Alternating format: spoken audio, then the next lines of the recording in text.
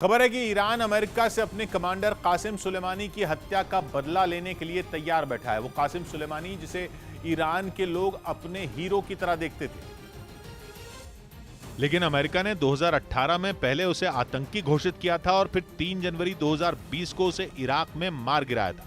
तब से ही ईरान और अमेरिका के रिश्तों में तनाव और बढ़ गया। दोनों देश एक दूसरे के दुश्मन बन गए।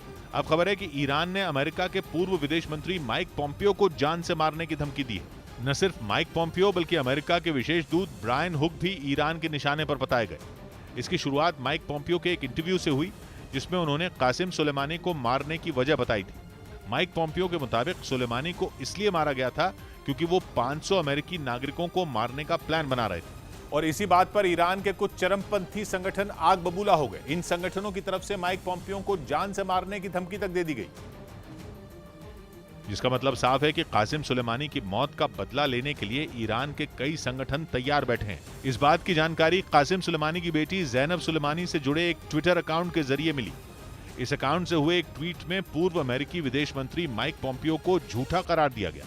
साथ ही ये चेतावनी भी दी गई कि उन्हें खौफ में रहना चाहिए। यही नहीं, माइक पॉम्पियो की तस्वीर को भी इस तरह से शेयर किया गया जैसे उन्हें सीधे जान से मारने की धमकी दी जा रही हो। लेकिन इस पर अमेरिका ने भी बाजुएं चढ़ा ली। अमेरिका के विदेश विभाग ने साफ शब्दों में ईरान को चेतावनी दी कि अगर उसने किसी भी अमेरिकी अधिकारी पर हमला किया तो उसे नतीजे भुगतने के लिए तैयार रहना होगा। हालांकि जिस वक्त अमेरिका ने इराक में कासिम सुलेमानी को ड्रोन हमले में मार गिराया था, उस वक्त डोनाल्ड ट्रंप अमेरिका के राष्ट्रपति थे और उनके कार्यकाल में माइक पॉम्पियो अमेरिका के विदेश मंत्री थे। इसलिए कासिम सुलेमानी पर हमले के प्लान में वो भी शामिल थे। यही वजह है कि माइक पॉम्पियो ईरान की आंखों में खटकते हैं, क्योंकि इराक की राजधानी बगदाद में कासिम सुलेमानी पर हमला उनके अमेरिका के विदेश मंत्री रहते हुए ही बोला गया था। हालांकि 2018 से ही ईरान और अमेरिका के रिश्ते बेहद खराब चल रहे हैं और अमेरिका के कासिम सुलेमानी पर हवाई हमले के बाद से तो ईरान बदले की आग में जल रहा है।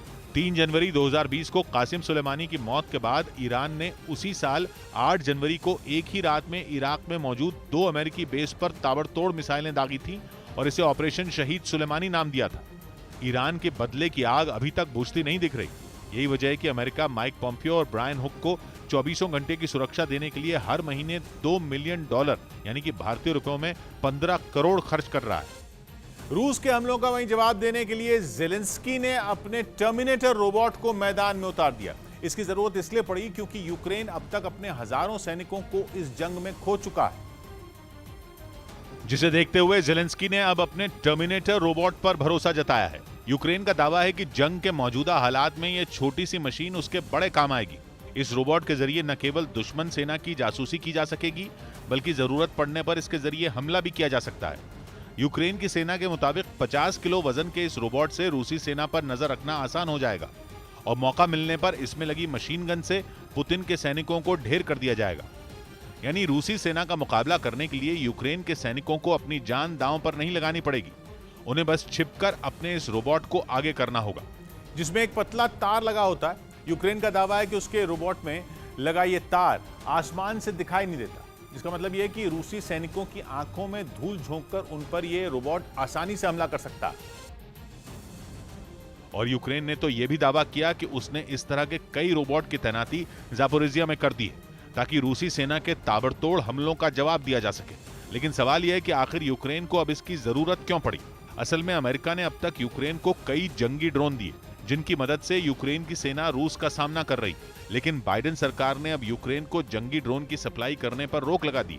माना जा रहा है कि अमेरिका को डर है कि उसके ड्रोन में लगे सॉफ्टवेयर की जानकारी रूसी सेना के हाथ लग सकती है, इसलिए उसने यूक्रेन को अब ड्रोन देने से मना कर दिया। यूक्रेन ने इस जंग में अमेरिकी ड्रोन स्विच ब्लेड और फीनिक्स से रूस के कई टैंकों और सैन्य ठिकानों को तबाह करने का दावा किया। और ड्रोन से हमला करने का सबसे बड़ा फायदा उसे यह मिला कि उसके सैनिकों की जान खतरे में नहीं पड़ी। इसी वजह से यूक्रेन जंगी ड्रोन की ही तर्ज पर टर्मिनेटर रोबोट का सहारा लेना चाहता है, ताकि वो रूसी सैनिकों का पता लगाकर उन पर हमला कर सके।